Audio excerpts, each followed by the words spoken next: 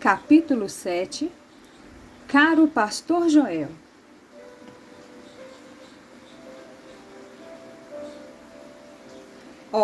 Você não conhece a fundo o coração de um homem, Nora. Para um homem, a sensação de ter perdoado sua esposa é algo indescritivelmente doce e reconfortante. Perdoá-la de verdade, do fundo do coração, é como reafirmar a posse que já tinha sobre ela. É como dar-lhe a luz novamente. De certo modo, ela se torna tanto sua esposa como filha. Pois é isto que doravante será para mim minha pequena indefesa e assustadiça. Henrique Ibsen. Meus irmãos, Deus não fez mulheres para liderarem famílias. Deus não fez mulheres para serem cabeças da casa. Isso é injusto, é cruel com as mulheres. Algumas mulheres trabalham o dia inteiro, têm que cuidar dos filhos e do marido, porque por vezes o marido é omisso. Ele chega do trabalho, senta-se no sofá e se desliga. Isso é cruel com as mulheres. Deus fez homens para liderar e fez mulheres para auxiliar. Algumas mulheres têm esses 3 turnos, trabalham fora, cuidam da casa, cuidam do marido e dos filhos, e os pais não participam de nada. Nem da disciplina dos filhos os pais participam. Aliás, algumas concessionárias de luz e água aqui em São Paulo já colocam o nome da esposa na conta, porque sabem que o marido não é de confiança. É uma inversão total a que vivemos nos nossos dias. Deus não fez a mulher para passar por esse tipo de pressão. Deus fez o homem assim, para ele receber a pressão externa e interna e liderar a família. Muitos casamentos se perdem porque os homens são omissos. Mas vamos falar aqui de Jezabel. O ponto aqui são as mulheres. Jezabel era mandona.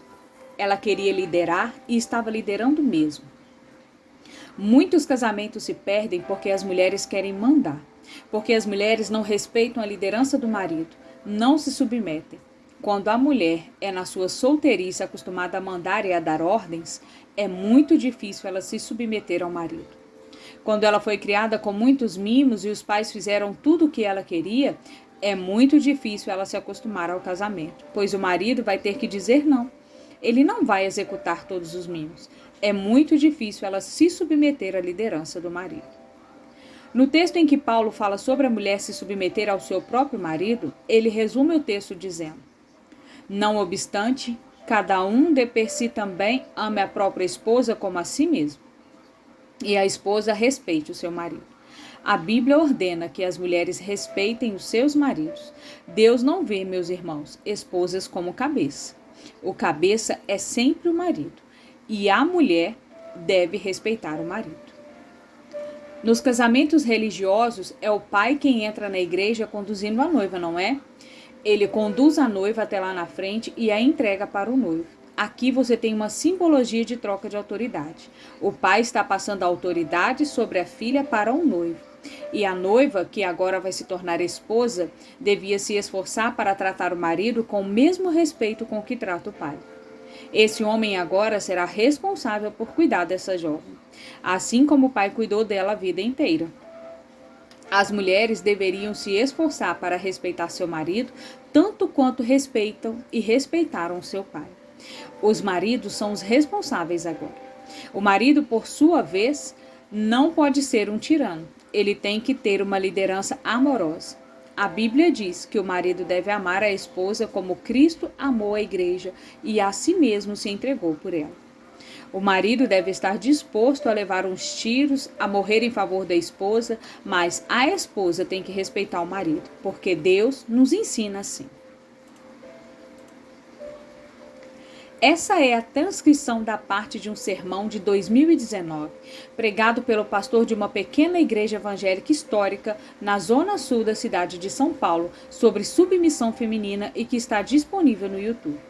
Eu o escolhi por representar o pensamento prevalente nas comunidades evangélicas brasileiras e a maneira como os pastores costumam ensinar as passagens bíblicas que tratam desse assunto. O pastor Joel lê a carta do apóstolo Paulo à igreja de Éfeso no Novo Testamento. É um dos textos fundamentais sobre esse tema, com 1 Coríntios 11:3, 1 Timóteo capítulo 2, dos versos 11 a 15 e 1 Pedro capítulo 3, nos versos 1 e 2. Com exceção do último escrito pelo apóstolo Pedro, os demais são de autoria de Paulo. Em Éfesos 5, Paulo afirma: sujeitem-se uns aos outros por temor a Cristo. Mulheres, sujeite-se cada uma a seu marido como ao Senhor, pois o marido é o cabeça da mulher, como também Cristo é o cabeça da igreja, que é o seu corpo, do qual ele é o Salvador. Assim como a igreja está sujeita a Cristo, também as mulheres estejam em tudo sujeitas a seus maridos. Maridos, ame cada um a sua mulher, assim como Cristo amou a igreja e entregou-se por ela para santificá-la, tendo-a purificado pelo lavar da água mediante a palavra, e apresentá-la a si mesmo como igreja gloriosa, sem mancha nem ruga ou coisa semelhante, mas santa e inculpável. Da mesma forma, os maridos devem amar cada um a sua mulher como a seu próprio corpo.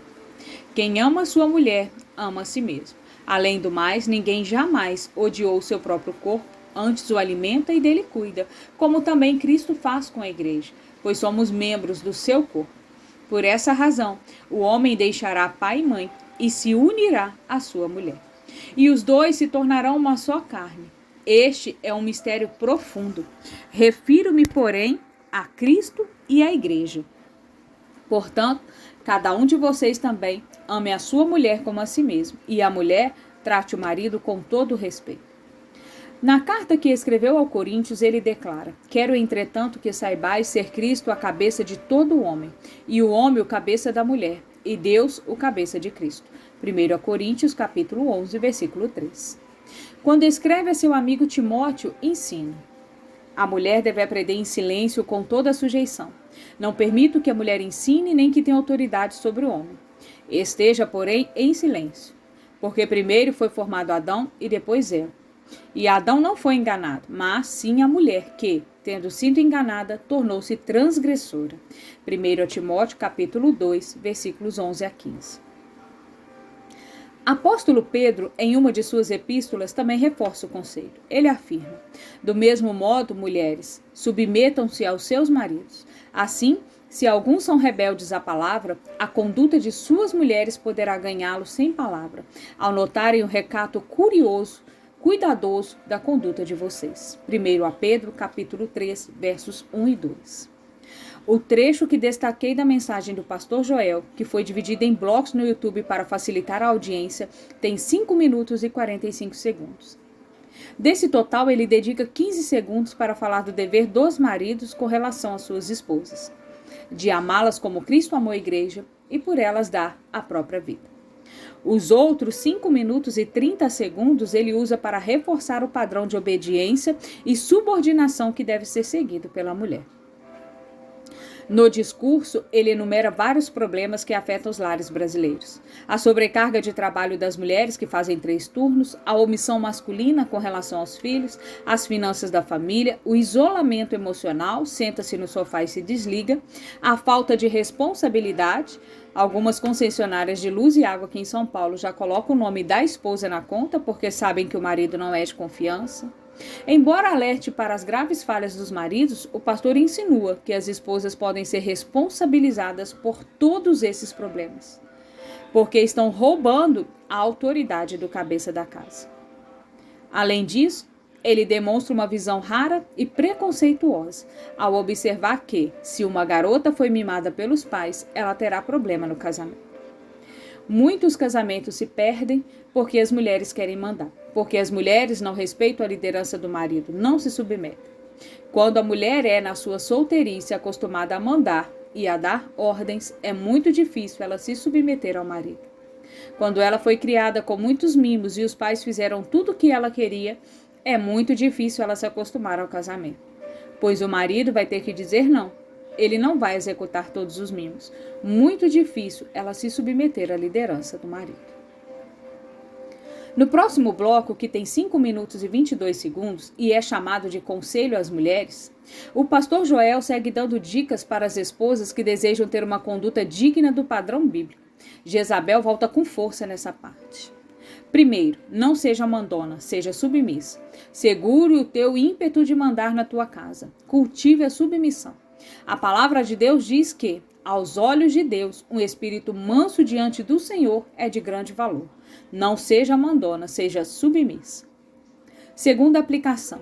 Respeite o teu marido. Nunca repreenda o teu marido em público. Isso é humilhante. Se o teu marido precisa de repreensão, chame-o no reservado e com amor, carinho e respeito, repreenda o teu marido.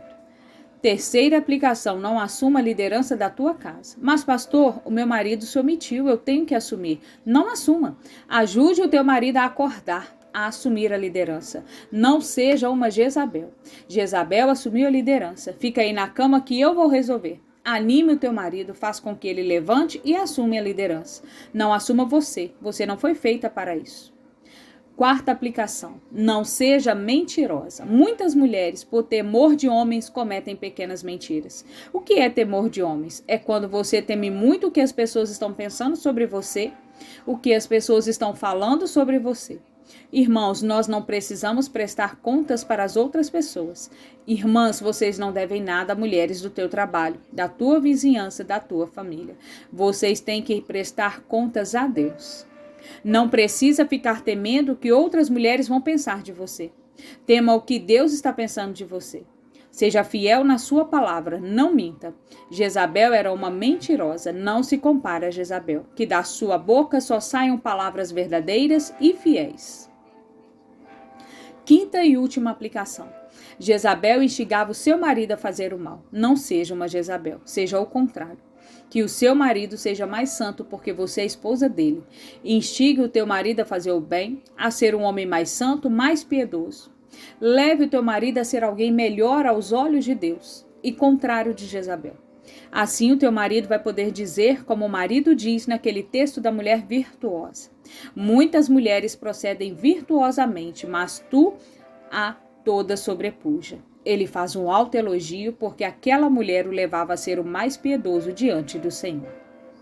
O pastor Joel conclui a sua pregação com uma orientação ouvida com frequência nos aconselhamentos pastorais e cuja obediência já significou um sem número de agressões e feminicídios entre as evangélicas. Você, minha irmã, que tem marido que não é crente, continue orando pelo teu marido. Continue tendo uma vida tão exemplar que o teu marido olhe para você e veja Jesus Cristo. E como diz a palavra, que o teu marido, que ele possa ser ganho com palavras ou sem palavras. Continue obedecendo ao Senhor. E Deus é poderoso para converter o coração do teu marido. Eu assisti aquele vídeo pelo menos uma dezena de vezes, não sem constrangimento. Muitas perguntas me ocorreram. Vários trechos do sermão me faziam lembrar das estatísticas, dos fatos, da vida real da mulher evangélica brasileira, que, como já foi dito, é majoritariamente preta, pobre e temente aos pastores de suas igrejas. Comecei a escrever mentalmente uma mensagem para o pastor. Ela começava assim: Prezado pastor Joel, fui muito impactada pelo seu sermão no YouTube a respeito da submissão feminina. Algumas dúvidas me vieram à mente e escrevo para apresentá-las ao Senhor.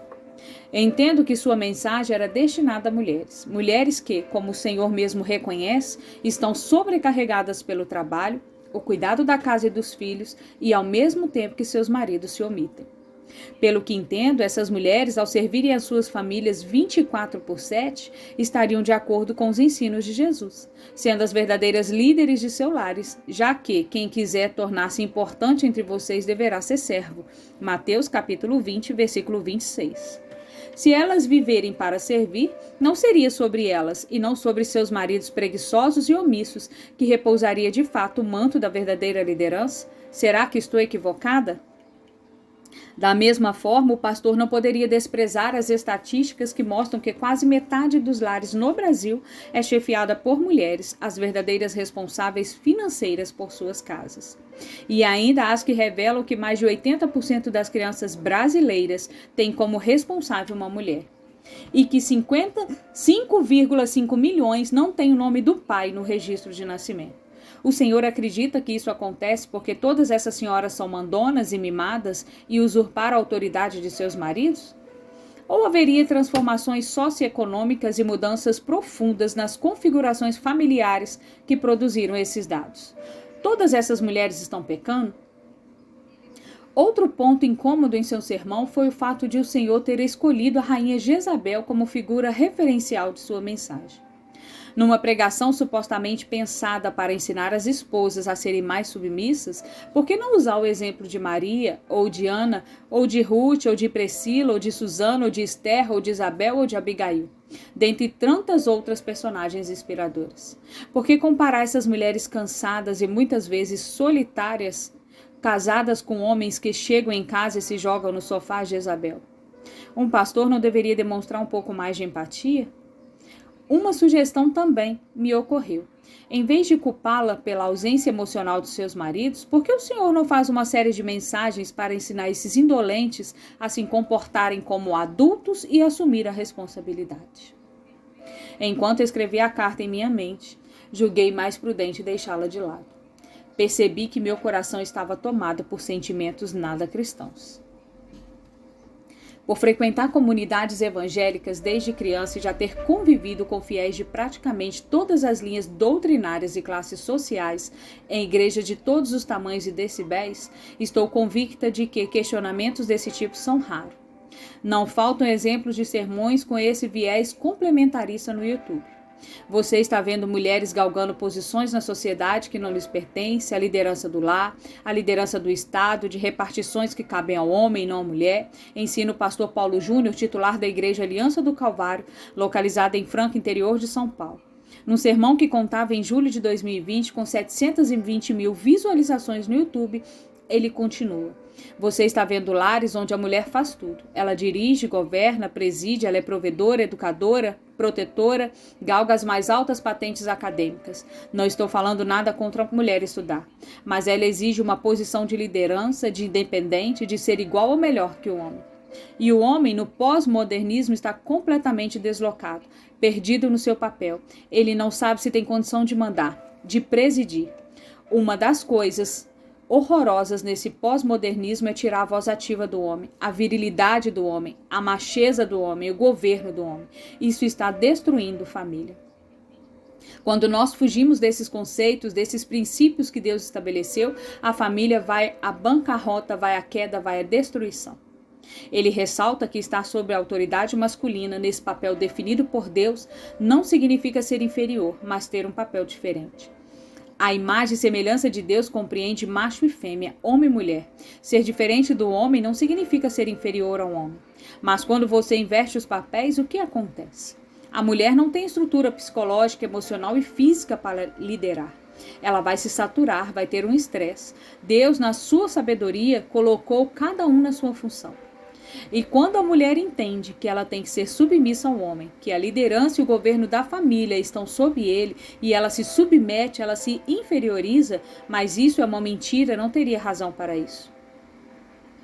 Mais conhecido do público, o bispo Edir Macedo, fundador da Igreja Universal do Reino de Deus, com mais de 1 milhão de seguidores no Instagram e 2,7 milhões no Facebook, ilustra o que pensa sobre o princípio da submissão à liderança masculina numa pregação no Templo de Salomão, sede da igreja em São Paulo. Ao lado da esposa Esther e de suas filhas Cristiane e Viviane, ele explica por que as impediu de fazerem faculdade antes do casamento. Quando nós fomos morar nos Estados Unidos, eu disse a elas: vocês vão fazer o high school, apenas o ensino médio, não vai fazer faculdade. A Esther me apoiou, mas os parentes acharam um absurdo. Porque se você se formar em determinada profissão, vai trabalhar para si, vai servir a si mesma, mas eu quero que vocês sirvam a Deus. Eu não estou contra vocês estudarem e se formar, mas no caso delas, eu as criei para servir a si mesma, eu as criei para servir ao Senhor. Até o seu casamento, você vai ser apenas uma pessoa de ensino médio. Porque, se é Cristiane, ele a chama para perto de si no palco. Se ela fosse doutora e tivesse um grau de conhecimento elevado, e encontrasse um rapaz com um grau de conhecimento baixo, ele não seria o cabeça, ela seria a cabeça. Não é isso? E se ela fosse a cabeça, não serviria à vontade de Deus. O homem tem que ser cabeça, porque se não for cabeça, o casamento está fadado ao fracasso. Mas não é isso que se ensina hoje. O que se ensina é: minha filha, você nunca vai ficar sujeita a um homem, não é assim? Você não vai ficar sujeita a um homem, tá bom. Então vai ficar sujeita à infelicidade. Porque não existe família, não existe casamento, não existe felicidade se a mulher for cabeça e o homem corpo. É fracasso. Tanto é que tem mulheres inteligentíssimas que não conseguem encontrar o cabeça. Sim ou não? Porque como é que uma pessoa que tem uma cabeça lá em cima vai se submeter a uma pessoa que está aqui? Ele faz com um gesto mostrando uma pessoa baixinha. Vocês entenderam? O pastor Josué Gonçalves, da Igreja Família Debaixo da Graça, teólogo com especialização na área de aconselhamento, autor de 23 livros, incluindo o best-seller 104 erros que um casal não pode cometer, com mais de 200 mil cópias vendidas e com mensagens que ultrapassam 1,2 milhões de visualizações no YouTube, defende que reconhecer o marido como cabeça do lar é o primeiro passo para uma atitude de submissão. Quando a mulher não reconhece o marido como líder, ela passa a usar alguns meios para roubar-lhe a autoridade. Competido pela liderança. Quais os meios que uma mulher pode usar para roubar, interferir, diminuir a autoridade do marido? Ele responde à pergunta que fez, afirmando que mulheres rebeldes tentam usurpar a liderança do homem, impondo horários rígidos na casa, reclamando de doenças que não existem, usando o choro como uma arma para impor um desejo, forjando uma falsa espiritualidade e, claro, através do sexo. O pastor pentecostal Silas Malafaia, da Assembleia de Deus Vitória em Cristo, com 2,6 milhões de seguidores no Instagram, observa que a Bíblia diz em Efésios capítulo 5, versículo 22, que a mulher tem que ser submissa ao marido. O grande problema em torno desse assunto é que muitos não entendem o real sentido de submissão. Submissão é aceitar a missão do outro. O marido tem um papel de autoridade, isto é, ele é responsável por promoção, provisão, proteção, lei, ordem, coesão e liderança em seu lar. Nesse caso, a mulher precisa aceitar que o marido é responsável maior pelo lar e ser sua ajudadora. O casamento é uma relação de troca e reciprocidade. Então, o homem e mulher cumprem papéis que se completam e contribuem para uma família saudável. Essa interpretação complementarista que advoga o princípio bíblico da autoridade masculina em todos os aspectos é ensinada não somente por teólogos e pastores, mas também por pastoras famosas e muito influentes. Pergunte às mulheres do nosso tempo como elas estão. Será que elas estão felizes? Questiona a pastora Ana Paula Valadão, da Igreja Batista da Lagoinha, no culto Mulheres Diante do Trono, em outubro de 2012. Uma mensagem que até março de 2021 alcançava 502 mil visualizações em seu canal do YouTube, mas que meses depois foi tirada do ar por conta de muitas críticas recebidas. Pergunte aos filhos do movimento feminista que tenta igualar a mulher e o homem e tenta colocar os dois na mesma posição. Não, desde o princípio Deus criou o homem com qualidades e responsabilidades e criou a mulher com qualidades e responsabilidades distintas. Não podemos tentar igualar, pois não nos traz fardos pesados demais que não conseguimos carregar. Porque não somos feitas para fazer o que os homens fazem. Podemos até trabalhar junto, podemos até ter muita inteligência, sabedoria e dons que completem os dons dele. Por isso a Bíblia nos chama de auxiliadoras.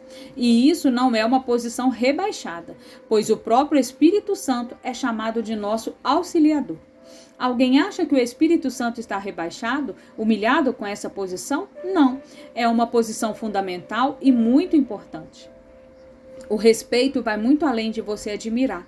Também fala de honrar, de louvar, de elogiar, de levantar e exaltar a pessoa do seu marido através da sua ação de obediência, de submissão.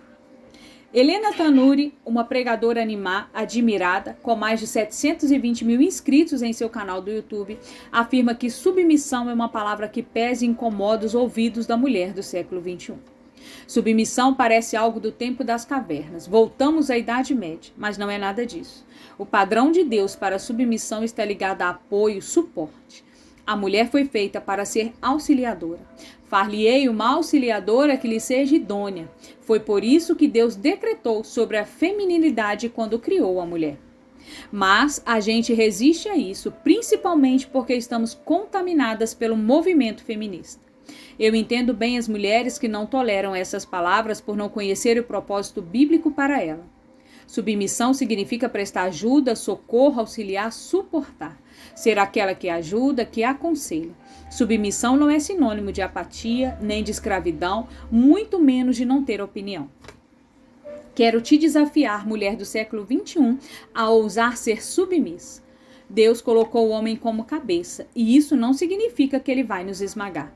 Significa que alguém tem que dirigir esse carro. E você pode ser uma ótima navegadora com seu conselho, sensibilidade e com essa nossa pluralidade de multitarefas. Deus quer usar esse seu jeito para construir no seu marido uma noção de valor e posicionamento. Muitos homens estão apáticos porque as mulheres correram na frente e tomaram as funções masculinas. Desempenhe bem o seu papel. Valorize esse homem com quem você vive.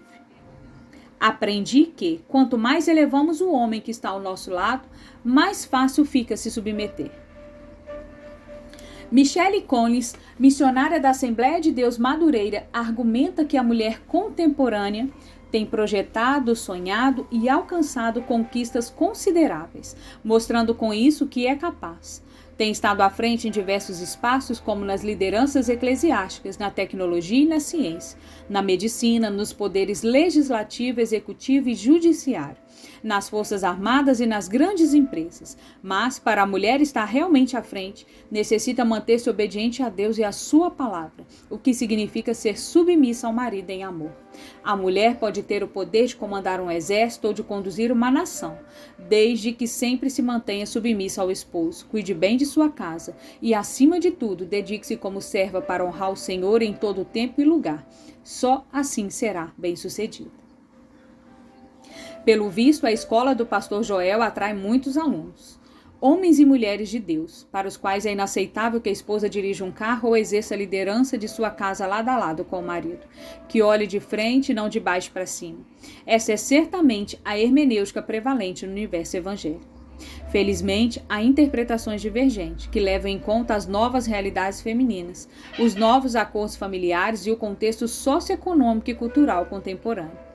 A cada dia surgem novas vozes cristãs que não estão necessariamente contaminadas pelo movimento feminista. São vozes de homens e mulheres de Deus que não mais compactuam com uma mensagem farisaica, responsáveis por causar muitos estragos e deixar rastros de destruição pelo caminho. Considere ouvir o que elas têm a dizer.